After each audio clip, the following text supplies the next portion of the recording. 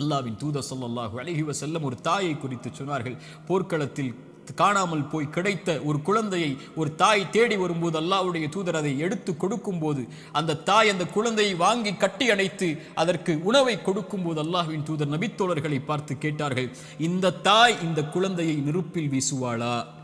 அந்த குழந்தை படக்கூடிய சிரமத்தை கஷ்டமாக உணர்ந்த அந்த தாய், தன் உயிர் போய் கிடைத்த வந்த மகிழ்ச்சியில் இந்த வாழக்கூடிய இந்த தாய் இந்த குழந்தையை நெருப்பில் வீசுவாளா?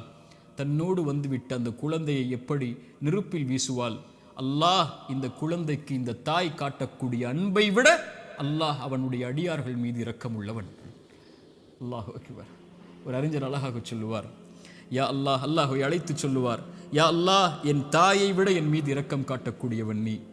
என் தாய் நான் சிரமப்படுவதை, என் தாய் நான் நோயில் வாடுவதை, என் தாய் நான் கடனில் இருப்பதை, கடனால் கஷ்டப்படுவதை, என் தாய் என் செல்வ இழப்புகளில் கஷ்டப்படுவதை, என் தாய் என்னுடைய இழப்புகளில், பிரிவில், நோயில், சிரமங்களில், சோதனையில் கஷ்டப்படுவதை விரும்ப மாட்டாள். என் தாயை விட என் மீது இரக்கம் உள்ள நீயும் விரும்ப மாட்டாயா அல்லாஹ், அதை எனக்கு இரக்கம் காட்டு, இந்த சோதனையை நீக்கென்று அல்லாஹ்வை அழைப்பார்கள் அறிஞர்கள் இந்த ஹதீஸை கொண்டு. அல்லாஹு அக்பர். அல்லாஹ் உங்களை ஒருபோதும் கைவிட மாட்டான். அல்லாஹ் உங்களை ஒருபோதும் பிரிந்து விட மாட்டான். அல்லாஹுவின் பக்கம் வந்து விட்டால் அல்லாஹ் உங்களை ஒருபோதும் வேதனை அடைவதை, உங்கள் கண்கள் கண்ணீர் வடிப்பதை, உங்கள் உள்ளம் நெருக்கமாகுவதை, உங்கள் உள்ளம் உடைக்கப்படுவதை இறைவன் ஒருபோதும் பார்த்து கொண்டிருக்க மாட்டான்.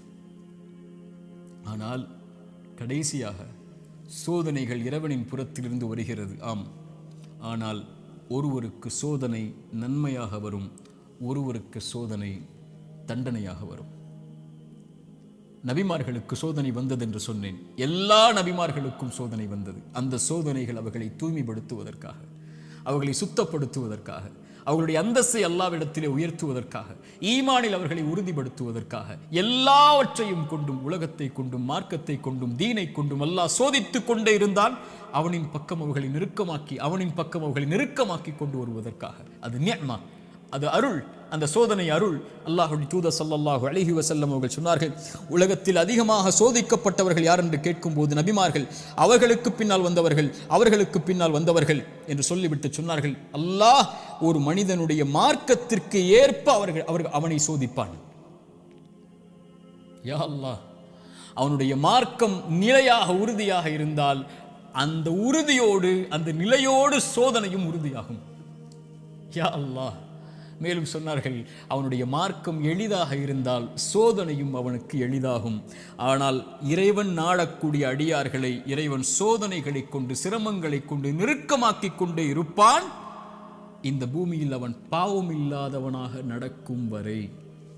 யா அல்லாஹ், இந்த ஹதீஸை எப்படி விவரிப்பது இந்த சிறிய நேரத்தில்? இன்ஷா அல்லாஹ் வாய்ப்புகள் வரும்போது இந்த ஹதீஸை விவரிக்கிறேன். அல்லாஹ் சோதனைகளை கொண்டு ஒரு மனிதனை பக்குவப்படுத்துவான், நிலைப்படுத்துவான், முன்னேற்றுவான். அவனுக்கு அடுத்த கட்டத்தை நோக்கி அவனுடைய வாழ்வை நகர்த்துவான். அவன் அதன் மீது நம்பிக்கை கொண்டிருப்பான். நலவு வந்தால் அல்ஹம்துலில்லாஹ், சோதனை வந்தாலும் அல்ஹம்துலில்லாஹ், அல்லாஹ்வை புகழ்வான், அல்லாஹ்விடத்திலே உதவி தேடுவான். இவன் முஃமின். ஆனால் பாவி, இறைவன் சோதனையை கொடுத்தால் அல்லாஹ்வை விட்டு விலகுவான், சோதனையை கொடுத்தால் பாவங்களை நோக்கி செல்லுவான், சோதனையை கொடுத்தால் இறைவனை மறந்து விடுவான். அது நலவின் சோதனையாக இருந்தாலும் பாவத்தின் சோதனையாக இருந்தாலும். இந்த குர்ஆனின் எச்சரிக்கை மிக்க இந்த வசனத்தை கேளுங்கள். ஃபலம்மா நஸூமா துக்கிரு பிஹி, எம் நினைவை விட்டு நீங்கள் மறந்து வாழும் போது, ஃபதஹ்னா அலைஹிம் அபுவாப குல்லி ஷை, வானத்தின் கதவுகள் எல்லாம் திறக்கப்படும், என்ன வேண்டுமோ கிடைக்கும். ஹத்தா இதா ஃபரிஹு மா ஊது, அல்லாஹ் கொடுத்ததை கொண்டு அவர்கள் நிம்மதியோடு வாழ்ந்து கொண்டிருக்கும் போது, அது சோதனை என்று அறியாத அந்த பாவிகளுக்கு அஹத்னாஹும் பக்ததன், திடீரென்று அல்லாஹ் பிடித்து அவர்களை நஷ்டவாளிகளாக மாற்றிவிடுவான். அல்லாஹ்வின் தூதர் ஸல்லல்லாஹு அலைஹி வஸல்லம் சொன்னார்கள், அடியானுக்கு அல்லாஹ் ஒரு சோதனையை இந்த உலகத்திலே விரைவுபடுத்துகிறான் என்றால் அவனுக்கு அல்லாஹ் ரப்புல் ஆலமீன் நலவை நாடுகிறான். அல்லாஹ் அவனுக்கு சோதனையை தாமதப்படுத்துகிறான் என்றால் பாவங்களின் காரணமாக நாளை மறுமையில் அவனுக்கு அல்லாஹ் ரப்புல் ஆலமீன் அதை கொடுப்பதற்கு அல்லாஹ் காத்திருக்கிறான். தீயதாக நல்லவருக்கு சோதனையை உலகத்திலேயே கொடுத்து அல்லாஹ் அவனை நெருக்கமாக்கி விடுவான்.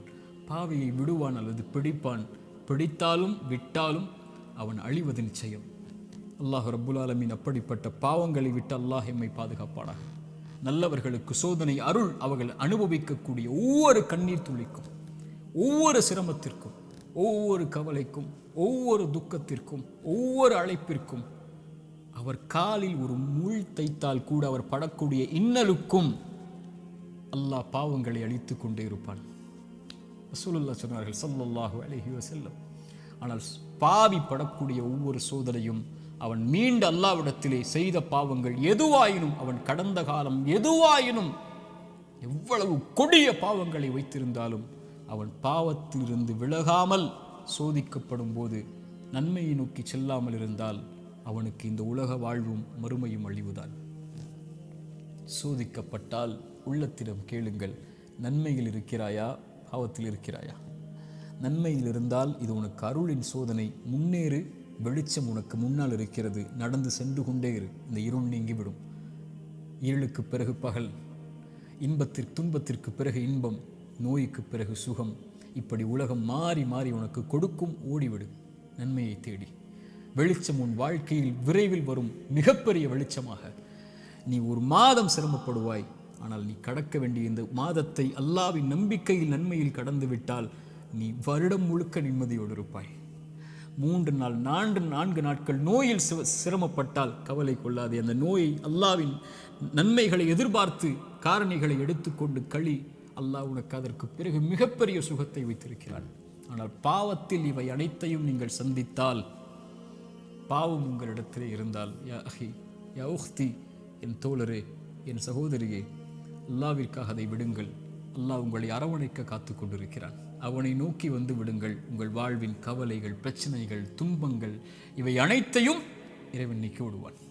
அல்லாஹ் அப்படிப்பட்ட வாழ்வை எமக்கு தரட்டும். அல்லாஹ் இந்த அறிவுரை எனக்கும் உங்களுக்கும் அறிவுரையாக்கட்டும். இதன் மூலமாக எம்முடைய வாழ்வை இறைவன் செழிப்பாக்கட்டும். உலக சமூகத்திலே முஸ்லிம் சமூகம் படுகின்ற இன்னல்கள், கஷ்டங்கள், பிரச்சனைகள், சோதனைகள், குறிப்பாக பலஸ்தீனில் எம்முடைய சகோதர சகோதரிகள் படக்கூடிய எல்லா இன்பங்கள், எல்லா இழப்புகளுக்கும், எல்லா சோதனைகளுக்கும், எல்லா துன்பங்களுக்கும் அல்லாஹ் விரைவில் மிகப்பெரிய வெற்றியோடு அல்லாஹ் வெளிச்சத்தை தரட்டும். அகூலு கௌலி ஹாதா அஸ்தக்ஃபிருல்லாஹ் லீ வலக்கும். அஸ்ஸலாமு அலைக்கும் வரஹ்மத்துல்லாஹி வபரகாத்துஹு.